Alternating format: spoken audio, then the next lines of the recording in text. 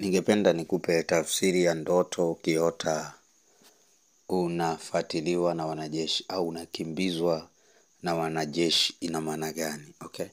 Na kabla ya hapo hakikisha umesubscribe kama ni mgeni, ni mara ya kwanza, na itakuwa baraka. Ukisoma Waefeso 6:12 inasema kwa maana kushindana kwetu sisi si juu ya damu na nyama, bali ni juu ya falme na mamlaka, juu ya wakuu wa giza hili na juu ya majeshi ya pepo wabaya. So kwenye ulimwengu wa giza kuna majeshi ya pepo wabaya. Unapoona unafuatiliwa na wanajeshi kwenye ndoto, ni tafsiri ya kufuatiliwa na majeshi ya pepo wabaya. Unawaona watu lakini ukweli ni kwamba wale ni pepo, ni majeshi ya pepo wabaya.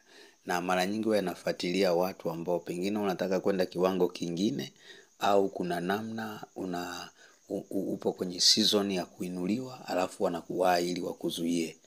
Na sometime pia hii inaweza tu ikatokea kwa sababu kuna wachawi huko, labda wameamua kukaa wakaona huyu mtu anatusumbua, labda au wakaamua tu. Kuna mwingine anaamua tu. Unajua shetani hahitaji sababu ili akuvamie.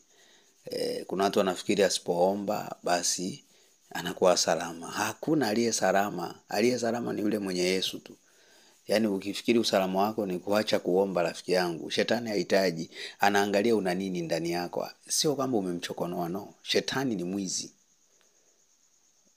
Kwani unahitaji kumchokoza mwizi ili aje akuibie? Soma Yohana 10:10.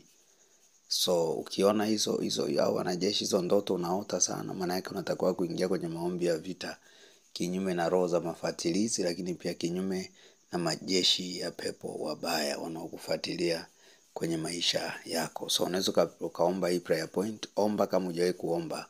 Sema, Bwana Yesu, kila aina ya mapepo wanaonifuatilia kama jeshi, na watawanya njia 7 katika jina la Yesu. Na watawanya njia 7 katika jina la Yesu. Na piga nguvu zao katika jina la Yesu. Na haribu silaha zao katika jina la Yesu. Na fisha nguvu zao katika jina la Yesu.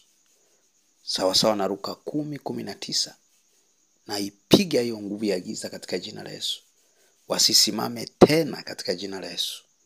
Rudia hiyo prayer point. Omba kama hujawahi kuomba, andika, alafu omba hii prayer point.